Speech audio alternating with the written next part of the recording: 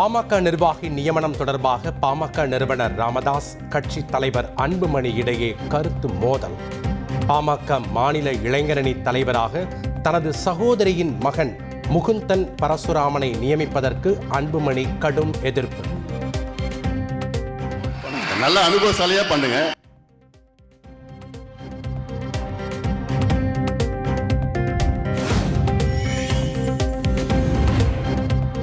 யாராக இருந்தாலும் நான் சொல்லும் பேச்சை கேட்க வேண்டும் என பாமக நிறுவனர் ராமதாஸ் திட்டவட்டம்.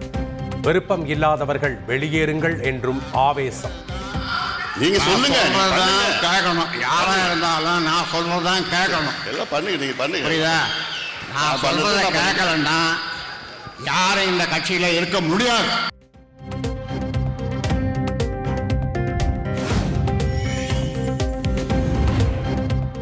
பொதுக்குழு மேடையில் மைக்கை தூக்கி எறிந்த அன்புமணி ராமதாஸ். ராமதாஸ் மகள் காந்திமதியின் மகன் முகுந்தன் பரசுராமனுக்கு பதவி தர எதிர்ப்பு. 4 மாதங்களே ஆனவருக்கு பதவியா? அனுபவம் வாய்ந்தவருக்கு பதவி கொடுங்கள் என்றும் அன்புமணி கடும் கோபம். அவனுக்கு இளைஞர் என்ன அனுபவம் இருக்குது? அவனுக்கு என்ன அனுபவம் இருக்கு? வேற என்ன போட்டு பண்ணுங்க. நல்ல அனுபவசாலியா பண்ணுங்க.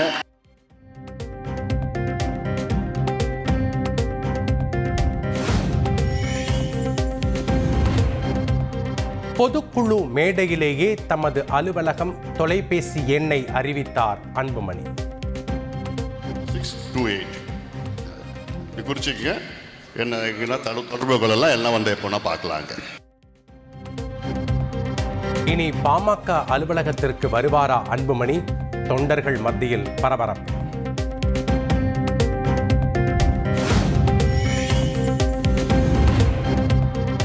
புத்தாண்டு தினத்தில் பனையூர் அலுவலகத்தில் தொண்டர்களை சந்திக்கிறார் அன்புமணி.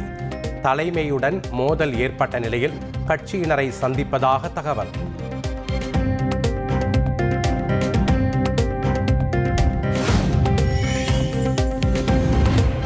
அன்புமணியின் எதிர்ப்பை மீறி முகுந்தனுக்கு பொறுப்பு வழங்கிய ராமதாஸ், நான் எடுப்பதுதான் முடிவு, யாரும் மாற்ற முடியாது என்றும் திட்டவட்டம். இளைஞர் சங்க தலைவராக நியமிக்கப்படுகிறார். நான் சொல்றத கேட்கலன்னா யாரும் இந்த கட்சியில இருக்க முடியாது.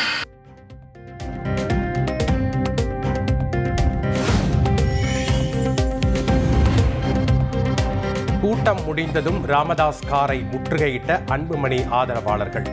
காரிலேயே 10 நிமிடங்களுக்கு மேல் ராமதாஸ் காத்திருந்ததால் பரபரப்பு.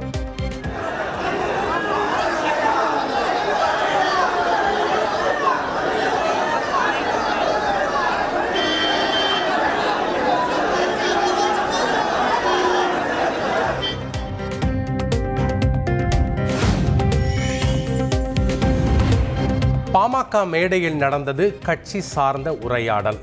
எந்த மோதலும் இல்லை. ஒரே நாளில் சரியாகிவிடும் என்றும் தந்தி டிவிக்கு பேட்டியளித்த பாமக எம்எல்ஏ அருள் திட்டவட்டம்.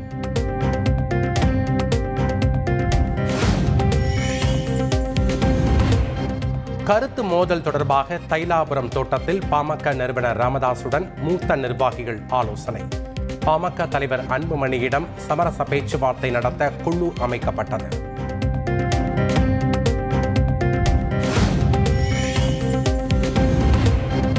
ஜனவரி 9ஆம் தேதி முதல் பொங்கல் பரிசு தொகுப்பு டோக்கன் விநியோகம். 1 கிலோ பச்சரிசி, 1 கிலோ சர்க்கரை, 1 முழு கரும்பு மற்றும் இலவச வேட்டி சேலை வழங்கப்படும் என்றும் அறிவிப்பு.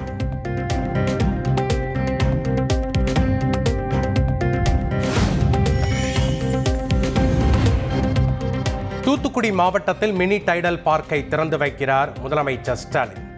மாணவிகளுக்கு 1000 வழங்கும் விரிவாக்க திட்டத்தையும் தொடங்கி வைக்கிறார்.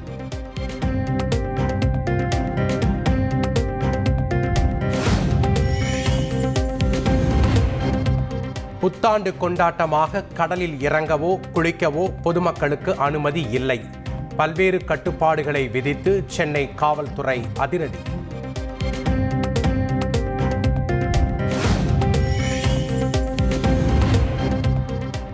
அண்ணா பல்கலைக்கழக மாணவி பாலியல் வன்கொடுமை வழக்கில் சிறப்பு விசாரணை குழு அமைக்க உயர்நீதிமன்றம் உத்தரவு.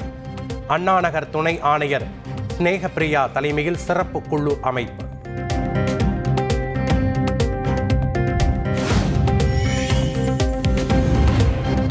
இரவில் சுதந்திரமாக நடமாட வேண்டும் என்று பெண்கள் விரும்பக்கூடாதா என சென்னை உயர்நீதிமன்றம் சரமாரி கேள்வி. பெண்களை மதிக்கும்படி அனைத்து ஆண்களுக்கும் கற்றுக் கொடுக்க வேண்டும் என்றும் நீதிபதிகள் உத்தரவு.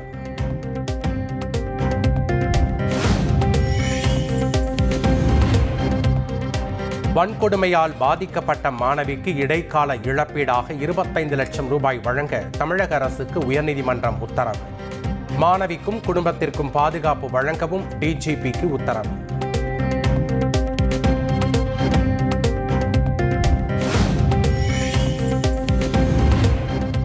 பாதிக்கப்பட்ட மாணவி அண்ணா பல்கலையில்தான் படிப்பை தொடர்வார் என அண்ணா பல்கலைக்கழகம் தரப்பில் தகவல். மாணவியின் பக்கம் அண்ணா பல்கலைக்கழகம் இருப்பதாகவும் உயர்நீதிமன்றத்தில் விளக்கம்.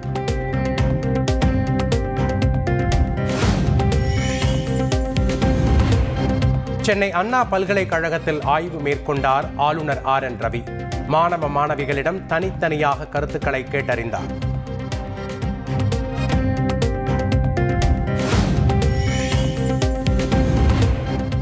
அண்ணா பல்கலைக்கழக மாணவி பாலியல் வன்கொடுமை விவகாரம். அண்ணா பல்கலைக்கழகத்தின் பதிவாளரை மாற்றுமாறு ஆளுநர் RN ரவி அறிவுறுத்தியதாக தகவல்.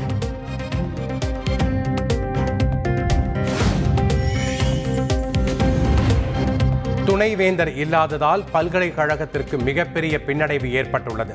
தமிழக ஆளுநர் மற்றும் உயர்கல்வித்துறை அமைச்சர் உள்ளிட்டோருக்கு அண்ணா பல்கலைக்கழக ஆசிரியர் சங்கம் கடிதம்.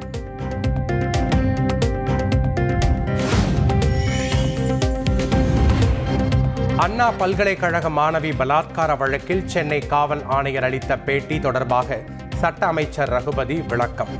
அகில இந்திய பணிகள் விதிகள் 1968 கீழ் கடைபிடிக்கப்படும் நடைமுறைகளின்படி எந்த தவறும் இல்லை என நீதிமன்றத்தில் தெளிவுபடுத்த இருப்பதாகவும் தகவல்.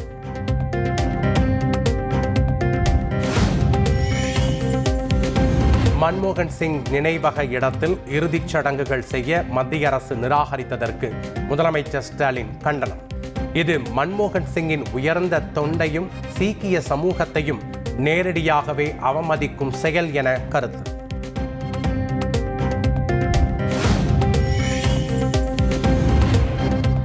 விஜயகாந்த் 1ஆம் ஆண்டு நினைவு தினத்தை ஒட்டி தடையை மீறி தேமுதிக பேரணி. காவல்துறை அனுமதி மறுத்த நிலையில் நினைவிடம் நோக்கி பேரணியாக சென்ற தேமுதிகவினர்.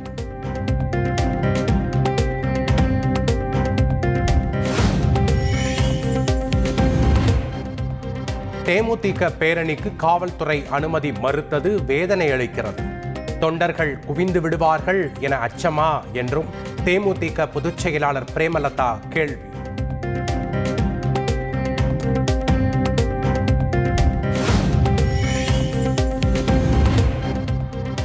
தாம்பரம் அருகே காய்ச்சலுக்கு மெடிக்கல் ஷாப்பில் ஊசி போட்டதால் கல்லூரி மாணவர் உயிரிழப்பு. மெடிக்கல் ஷாப்பை அடித்து நொறுக்கிய நண்பர்கள். சேலையூர் போலீசார் விசாரணை.